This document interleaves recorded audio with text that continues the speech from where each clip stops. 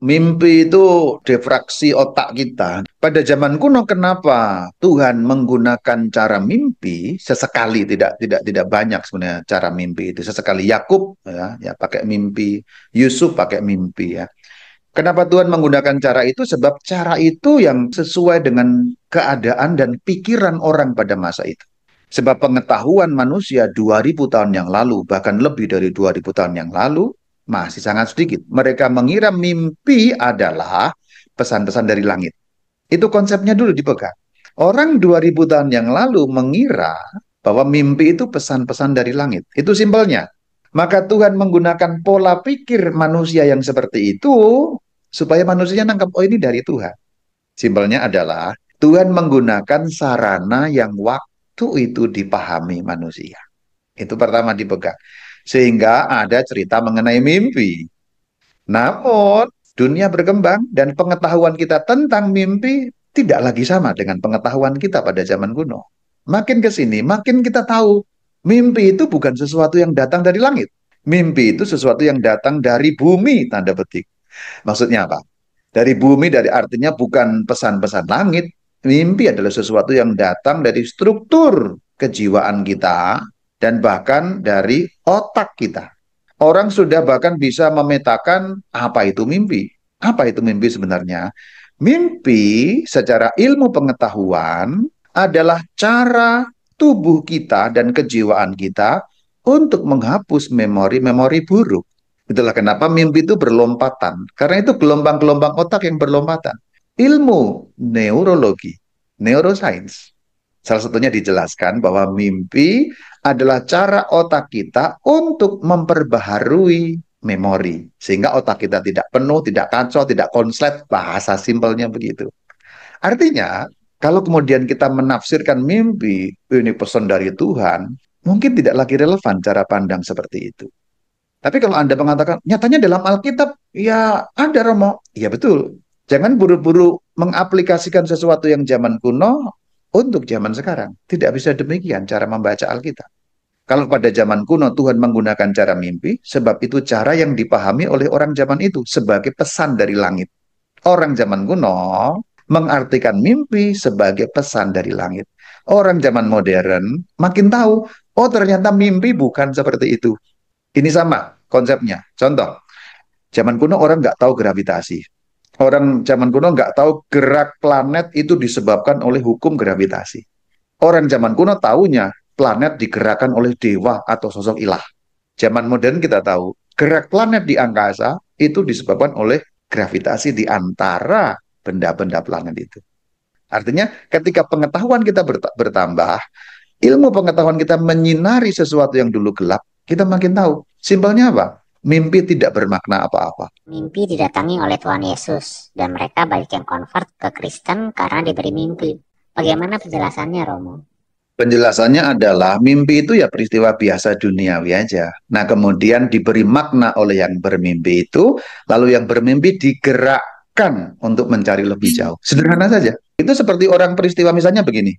Dalam kehidupan sehari-hari, orang ada yang menjadi Katolik hanya karena melihat orang membuat tanda salib. Ada ya. Dalam nama Bapa.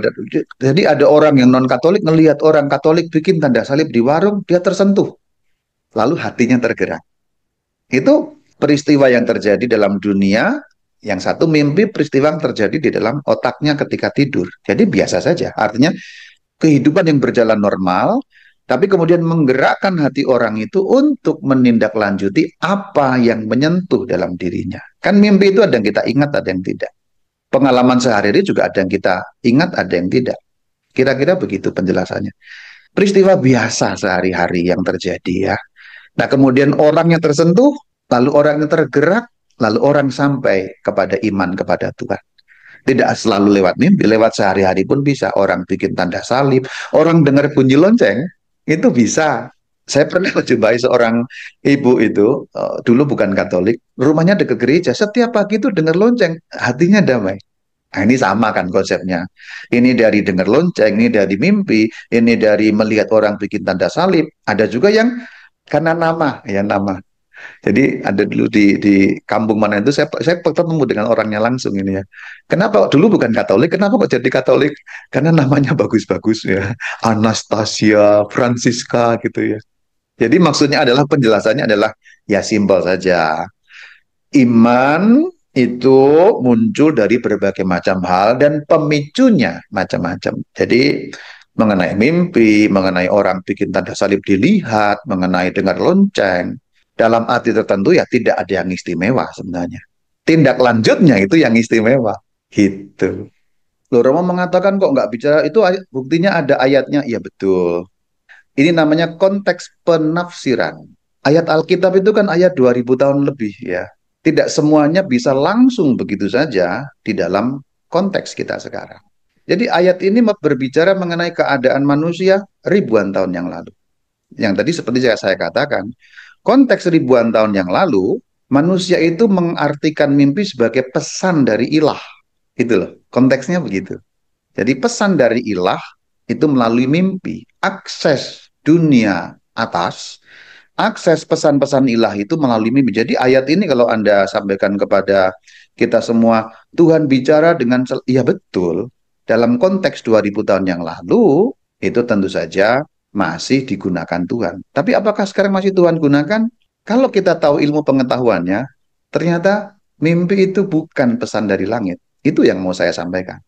Maksudnya begini, mungkin Tuhan masih pakai sana sini untuk orang yang percaya seperti itu. Tapi makin lama kita makin tahu bahwa mimpi itu bukan pesan dari langit. Mimpi itu gambar acak yang muncul di dalam struktur otak kita karena otak berusaha membersihkan memori. Itu saja sih yang mau saya katakan.